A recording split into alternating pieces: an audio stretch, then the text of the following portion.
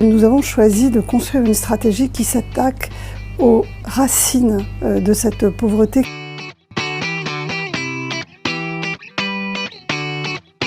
Si je suis ici devant vous, mesdames et messieurs, c'est pour essayer de lancer avec vous un combat neuf, indispensable, vital pour notre pays.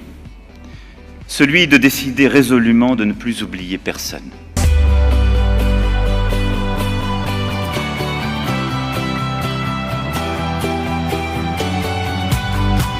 Quand j'ai perdu mon mari, c'est à partir de là que la descente aux enfers a commencé. Je me suis retrouvé dans la rue, j'ai vu toutes les facettes de la précarité. Se retrouver sans toit sur la tête. On ne peut pas vivre avec le RSA.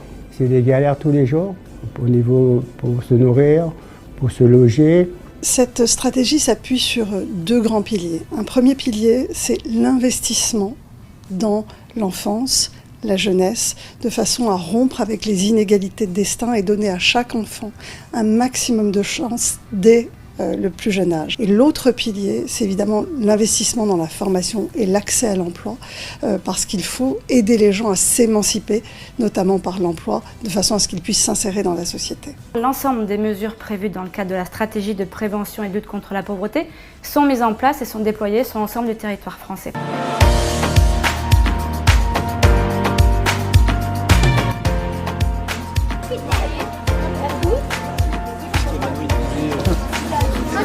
Si on mange pas bien à la maison, on peut manger bien à l'école. On ne dort pas en classe, on ne s'ennuie pas et on n'a pas le ventre qui gargouille. On est là pour essayer de faciliter et rétablir la relation avec les différents créanciers, avec la banque aussi. Quand je suis sortie de là, dès la première fois, je me sentais mieux.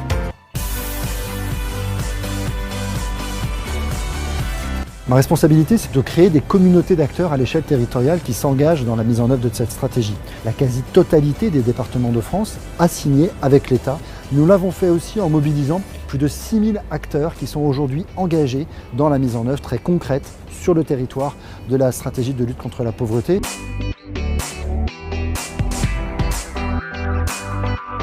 Un vrai contrat, c'est toujours préférable pour nous à une décision unilatérale dont on aurait simplement à décliner la mise en œuvre.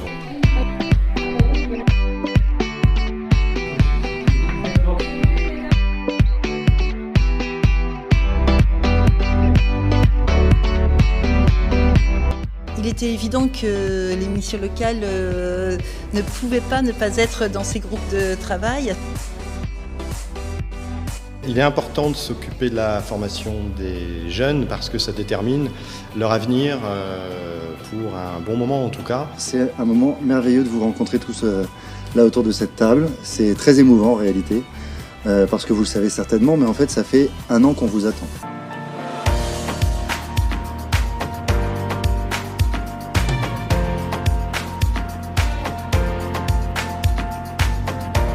Nous allons travailler et nous allons proposer un plan de réforme de l'aide sociale à l'enfance.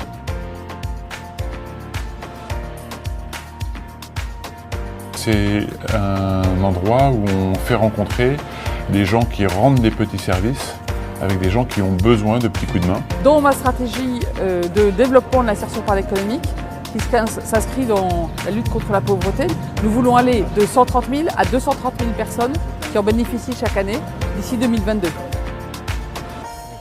Après 5 mois passés à Daoud, j'ai trouvé un CDI. Le 3 juin dernier, j'ai lancé une concertation d'ampleur avec 70 acteurs sur le revenu universel d'activité, cette réforme, je dirais, en profondeur de nos droits sociaux.